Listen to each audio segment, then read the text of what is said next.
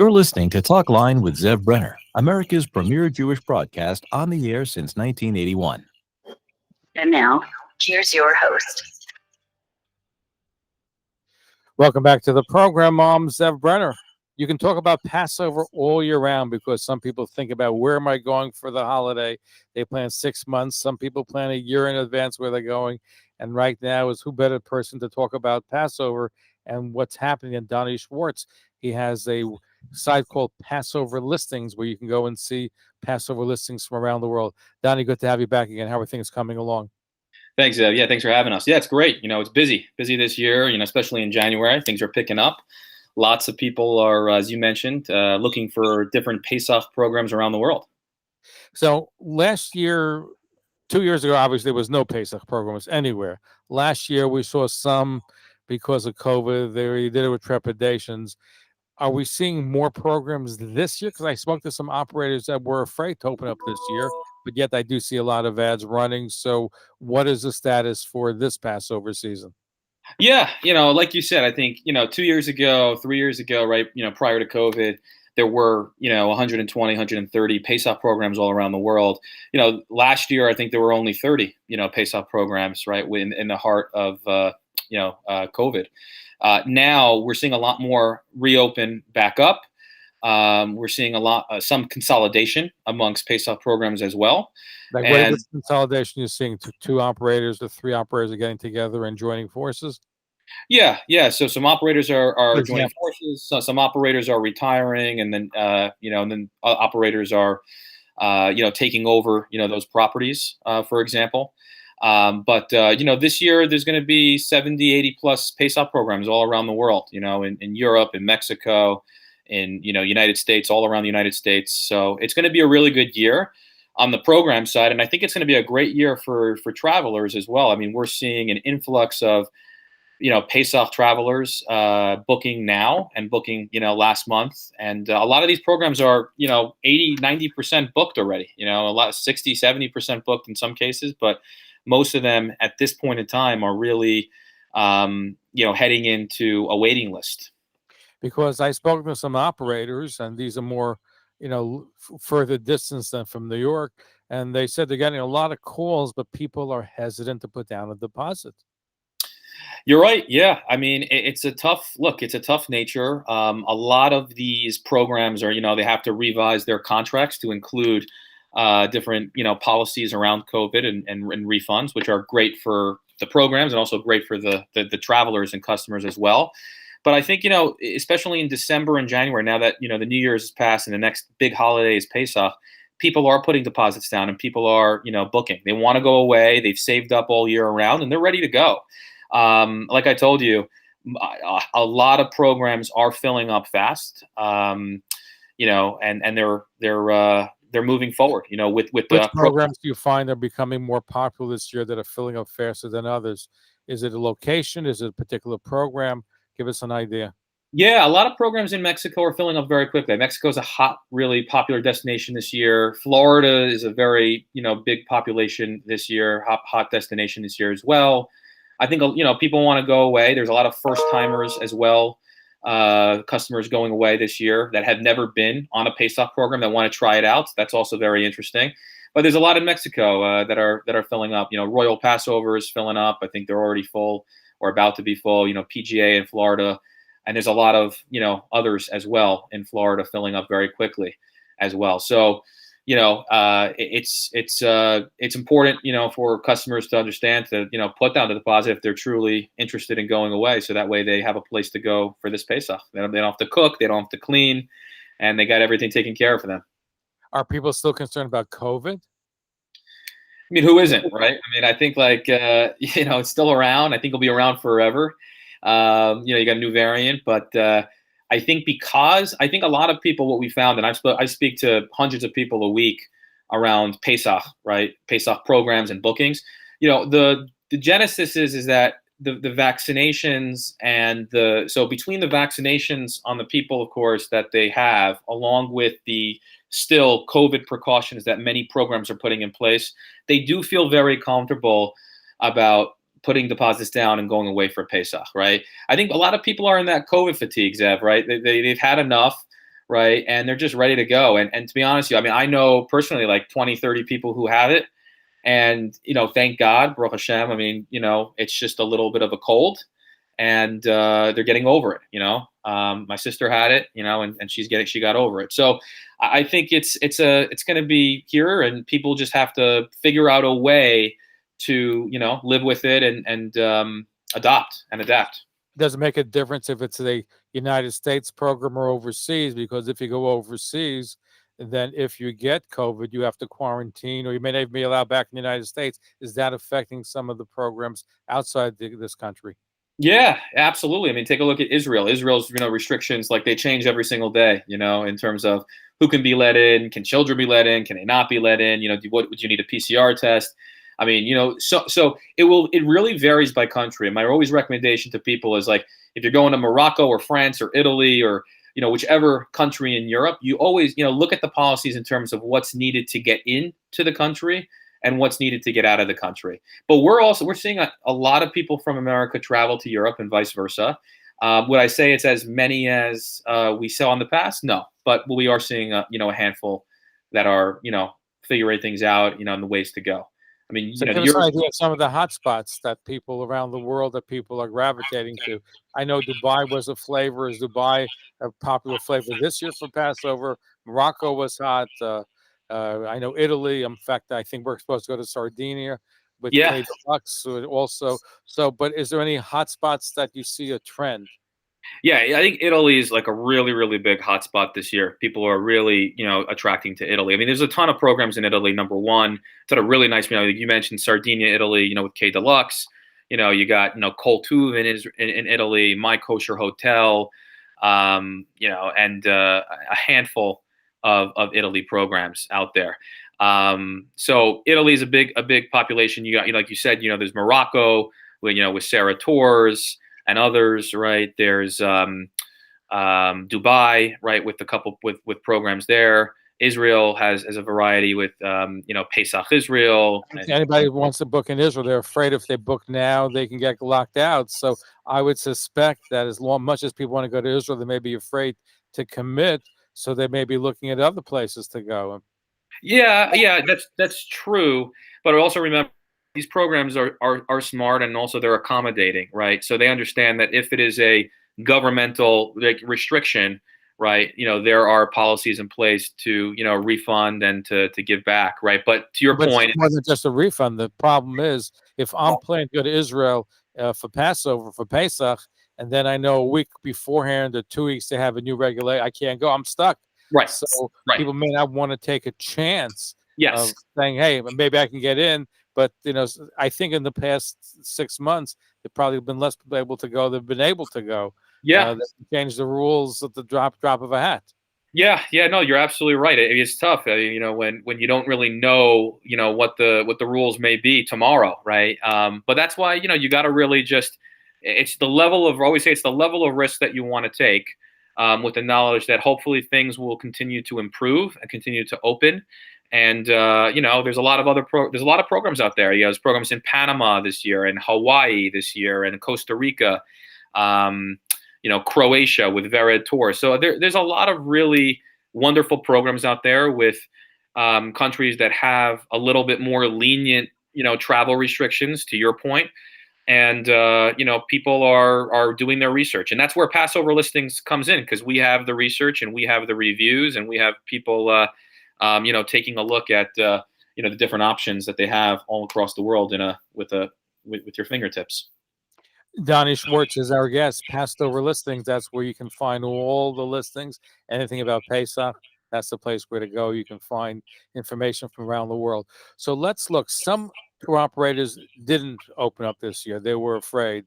You have some new ones open up. Let's look at some of the new operators, some of the new programs. Give us an idea where they are and who's running them. Yeah, I mean, there's not a lot of, I would say, new programs this year. There's a lot of programs that didn't open up last year that are coming about this year, right? So, actually, I should restate. There's a nice actually new program in Cuba this year. In Cuba, Cuba, yes. So that's a nice one. You can take a look. Who's running that? Passover Listings. The one that's that's run by they actually have Chateau Blanc in Cuba, in Havana. They have it's actually, they own, I think, the only kosher restaurant, in Cuba. And so they're running a program in Cuba this year. There's a nice program in Hawaii, officially, second, third year program in Hawaii this year in Waikiki. Rabbi Kozlowski does. He's run it before, but this year I think he's going to be bigger. A little bit bigger. Yep, exactly. So you got that, and you have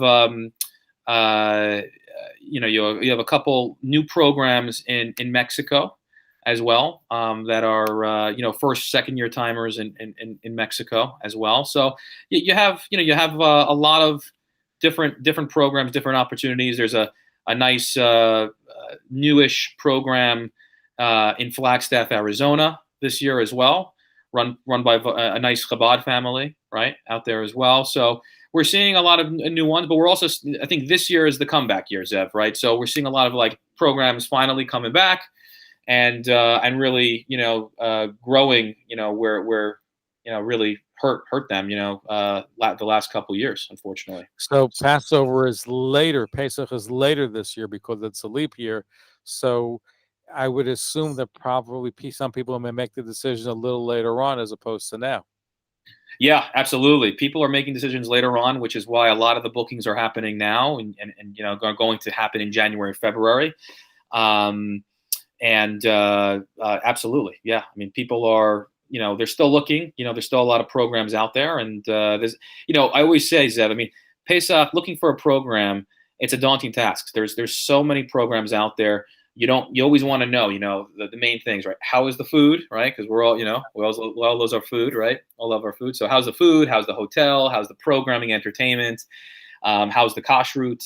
There's so many different nuances. The price, of course, is a big thing, and also how many, how's the reviews, did people really like the program, and that's kind of like where, why we have this forum, on Facebook and on our website, right, for people to really look at over 1,000 reviews across. So how do people know? You and I have discussed in the past is sometimes you have, the majority of Passover programs get off the ground. We're talking about pre-COVID, but there have been cases where people where the operator left the middle of the night before the program ended. I believe it was in Mexico, and people were under gunpoint, had to stay in the hotel. They had to pay for the operator.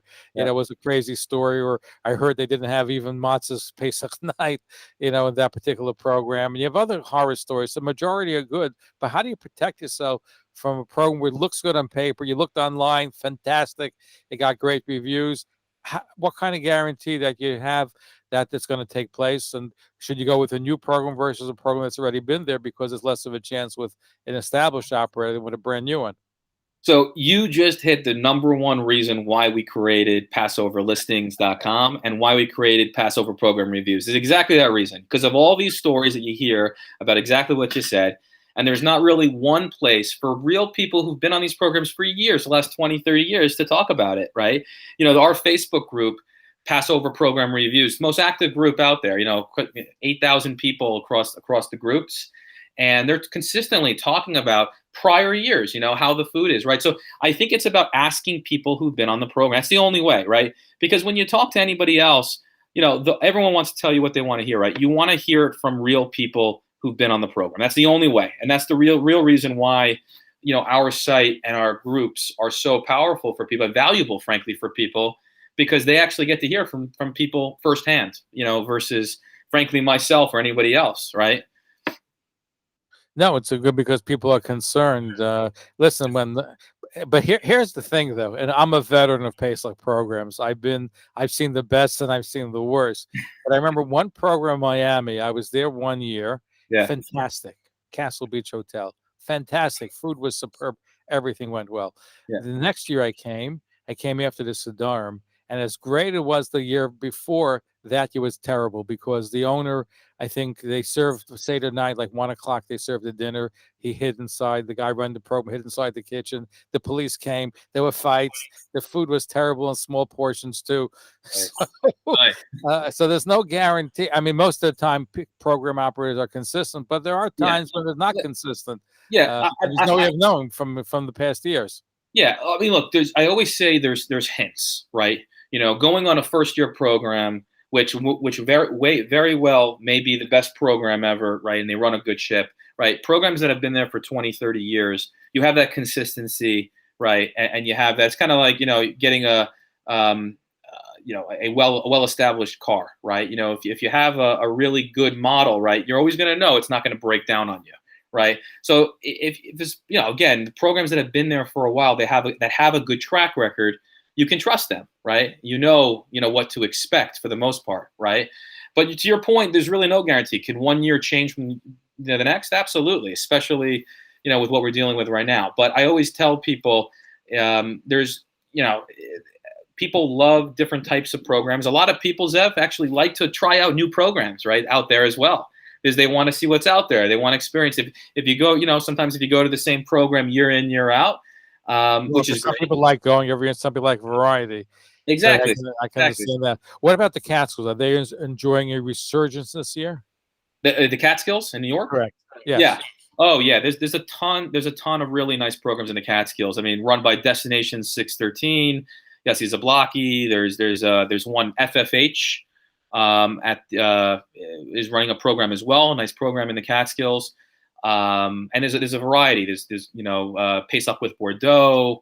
There's leisure time tours in New Jersey as well. So there's a variety of REA tours, REA cuisine as well. So there's a handful of really nice. Mendel is still happening. Pesach with Mendel in Parsippany this year in New Jersey. Again, so tri-state area is flourishing. We really haven't seen that much of a drop-off with the tri-state area.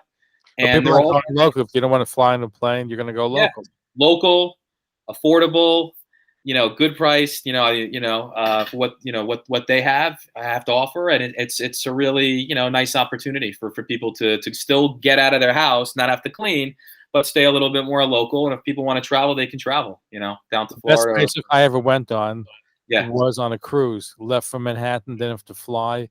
Are there any kosher cruises for Passover this year? I don't think so, but I'm asking you.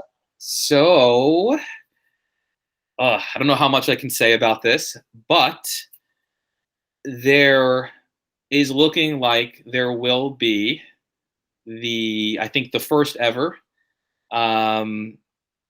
Pesach kosher cruise. I can't say much more yet, but there will be something coming out in the next week or two. There was a kosher Pesach 30-some years ago. The whole book was kosher for Pesach, and I can tell you it was one of my best Pesach ever. I loved Hawaii. I love some of the other places I've been to Costa Rica, other destinations, but the cruise was special. But it was done already. But it's good to see it back again. If it's indeed in the works, to be great to see, because certainly cruises are worthwhile. Even though in the age of COVID, people may be more reticent to go on a cruise, but cruises are still a very, very special Pesach. Yeah. I mean, exactly. As long as you don't have 5,000 people, right? And you have a couple hundred people, I think it's going to be nice. Yeah, we're really excited to hopefully announce it to the world very, very soon. So that's for those interested in cruises, hang tight. You'll see something shortly. Yeah. Doni Schwartz, thank you. He is the man behind Passover Listings, where anything Passover, you want to find out where to go, different destinations, things to do. That's the place to go, Passover Listings. Doni Schwartz, thank you for joining us again. Thank you so much for having me. I appreciate it. And you're listening to Talkline with Zev Brenner. Thanks for listening. For continuous Jewish programs, TalklineNetwork.com, or our 24-hour-a-day listen line at 641-741-0389. For past shows, you can find us on iTunes, Spotify, Amazon, YouTube, Instagram, and all major podcast platforms, or jewishpodcast.org. Thanks for listening to the TalklineNetwork.com.